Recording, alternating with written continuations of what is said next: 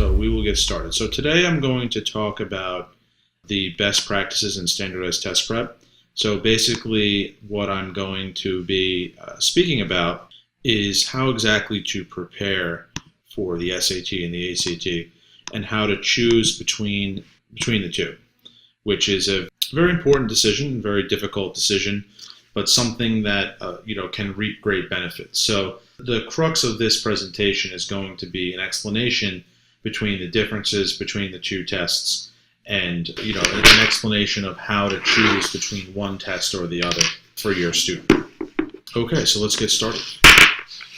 A little bit about myself. I am the owner of Curvebreakers Test Prep. My name is Nick LaPoma, and I've been in this industry for over 10 years. We have been working primarily on SAT, ACT tutoring and college admissions counseling with Curvebreakers. I originally was an attorney. Now my focus is on test prep, and that's my passion.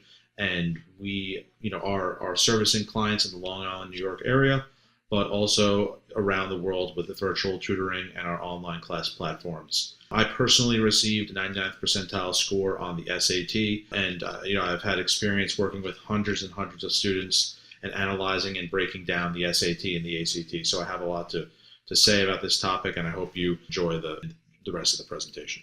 So kind of the first thing to think about when trying to choose between the SAT and ACT is the dates. Kind of an underappreciated part of this is planning out your SAT, ACT prep.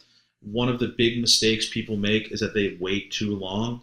So instead of taking the SAT and ACT numerous times with a schedule of preparation and practice tests and stuff like that, everyone wants to rush into it and do it at the end of the year or something like that. Oh, I have other things that get in the way. Totally understandable. I mean, life is tough. There's a lot of stuff that you need to do along the way, but one of the things that really benefits students for SAT or ACT prep is just time. So time is your friend. Time needs to be on your side.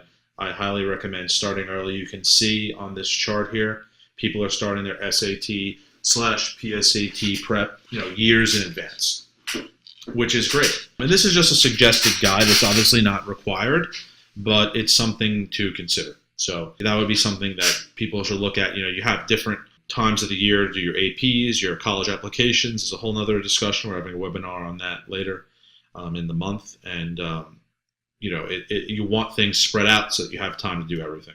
Role of the SAT, ACT in terms of your college preparations. Obviously, it's going to be a large portion of your admissions to any one school. As you can see here, we have the official guides for the SAT and ACT. We also have the Curvebreakers book, Comprehensive SAT Prep Edition 1, which is our first set of books that are coming out this year. And those will be, preparing students for the SAT and ACT. As you can see, the two guides, they kind of, especially the SAT, promotes the number of tests. Now the SAT guide has 8 tests and the ACT guide has 3. So you clearly have more information there with the SAT. So that's one of the big reasons why people are starting to gravitate more towards SAT is just material. And those are practice tests. What our book is meant to be is a study guide in terms of giving you a large number of problems to do in any one area. So say you struggle with geometry problems on the SAT, or say you struggle with grammar problems on the ACT, or more specifically, punctuation or verb tense. Our guide is going to have a large number of lessons in those areas and then a large number of questions for you to complete, like a practice workbook style, so that you can really drill yourself on one type of question to improve. That's something that's just not provided in these other 2 books in any sensible way. So that's why we made our book, so that you can really drill yourself when you know what you need to work on.